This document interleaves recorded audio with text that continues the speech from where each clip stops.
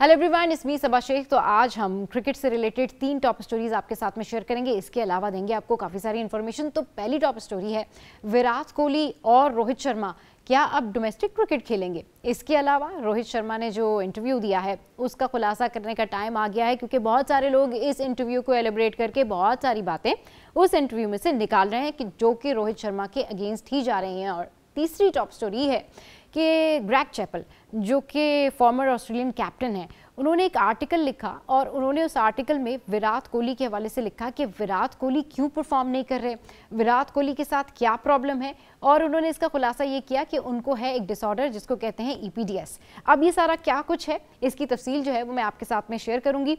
तो अब शुरू करते हैं हम कि ये क्या मामला है कि विराट कोहली और रोहित शर्मा अब डोमेस्टिक क्रिकेट खेलेंगे। जी हाँ, बिल्कुल। अब ये तो नहीं पता कि ये दोनों वाकई अग्री होते हैं या नहीं होते हैं, कि या BCCI बोर्ड जो है वो क्या सोच रहा है।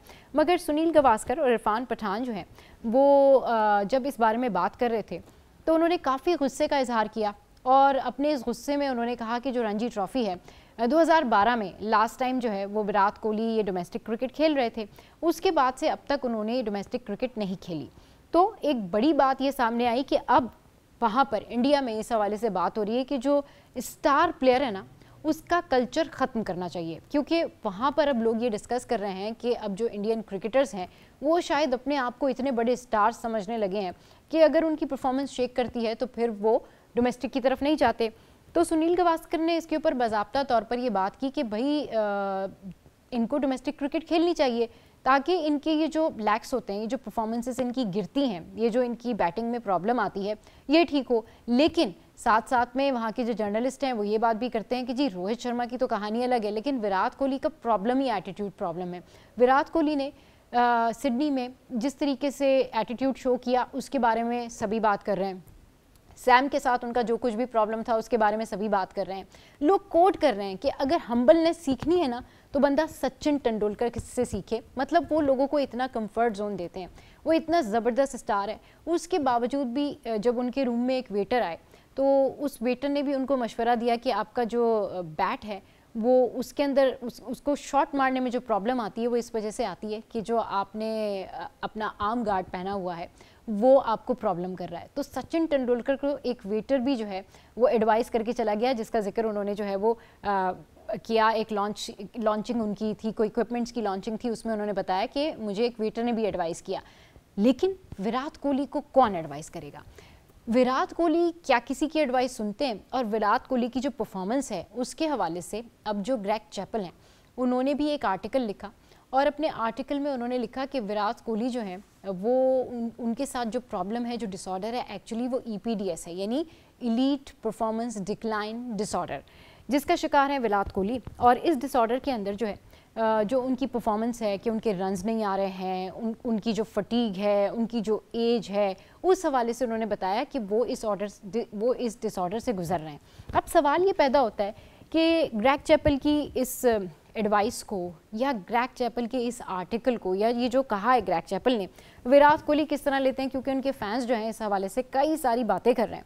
अब बात वही आ जाती है कि ये इतने बड़े नाम हैं जिनके हवाले से तनकीद पे तनकीद हो रही है। अच्छा, इंडिया में इन लोगों के लिए ये कहा जाता है कि भाई अगर ये फिट हैं तो हम क्या करें, इनसे तो रन्स भी नहीं बन रहे। अच्छा, उसके अलावा रोहित शर्मा के इंटरव्यू की बात कर लेते हैं। रोहित शर्मा ने इंटरव्यू दिया जिस पे शुरू में तो बहुत सारे लोगों ने कहा कि रोहित ने बहुत अच्छा किया, रोहित ने जिस तरीके से सेक्रीफाइस किया और रोहित ने स्टेप डाउन किया और रोहित ने जो है वो कहा कि मेरे बल्ले से रन नहीं आ रहे हैं। लेकिन साथ साथ रोहित शर्मा ने कहा कि बहुत सारे ऐसे प्लेयर्स हैं जिनकी फॉर्म नहीं है। सो रोहित शर्मा, आपके अलावा सभी प्लेयर्स अच्छा परफॉर्म कर रहे हैं, क्या KL राहुल की फॉर्म नहीं है? क्या जायसवाल की फॉर्म नहीं है? एक विराट ही तो नहीं खेल रहे हैं। 5 टेस्ट मैचेस में 150 के करीब रन्स किए। 100 अलग कर लें, 5 टेस्ट मैचेस में 190 के करीब विराट कोहली ने रन्स किए। तो अगर 100 अलग कर लें तो टोटल उन्होंने इनिंग्स में 90 रन्स बनाए। तो ये तो रिकॉर्ड रहा विराट कोहली का। और उसके बाद रोहित शर्मा आके ये कहते हैं कि जी बाकी प्लेयर्स भी परफॉर्म नहीं कर रहे। तो अगर देखा जाए तो रोहित शर्मा के इस इंटरव्यू को टोटल PR इंटरव्यू कहा जा रहा है।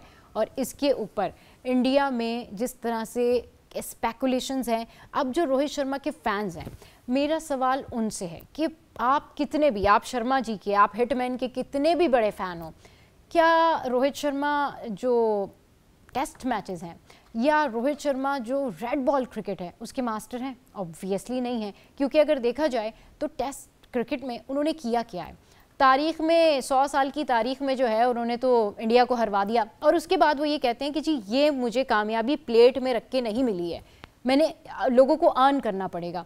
ऋषभ पंत के ऊपर तनकीद, दूसरे प्लेयर्स के ऊपर तनकीद बनता नहीं है। अच्छा, अगर ये बात करते हैं ना जायसवाल की, तो जायसवाल ने कहीं एक स्टेटस भी डाउनलोड किया।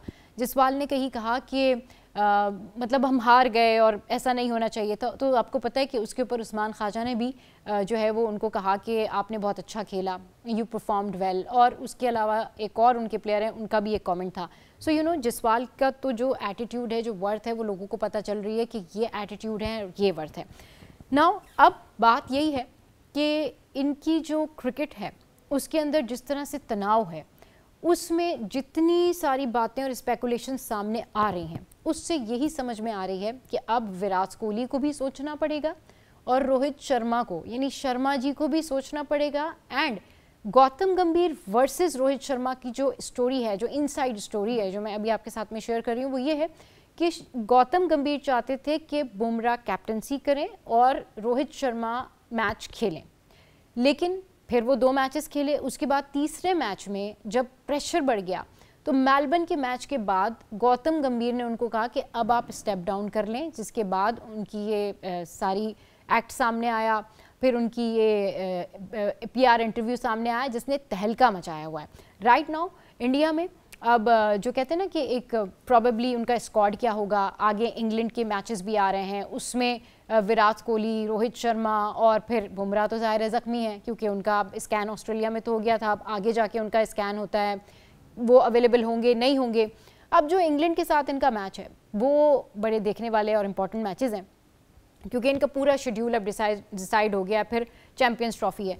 तो अब इंडिया में जो हालात और वाक़यात हैं वो कुछ इसी तरीके से हैं कि इनके जो प्लेयर्स हैं उनके अंदर अब एक जंग चल रही है कि स्टार कौन, मैं स्टार, वो स्टार या ये स्टार। लेकिन एक्चुअली यहाँ से भी, पाकिस्तान से भी मशवरा दिया है बासित अली ने, हमारे फॉर्मर क्रिकेटर हैं, और उन्होंने मशवरा दिया है गौतम गंभीर को कि उनको ये स्टार कल्चर ख़त्म करना चाहिए, और अगर उनको सीखना ही है तो वो सीखें आकिब जावेद से, जिन्होंने यहाँ पर इस कल्चर को ख़त्म करके सबको इक्वल रखा और सबको ये बताया कि आप सब इक्वल हैं और आप सब इक्वली खेलेंगे।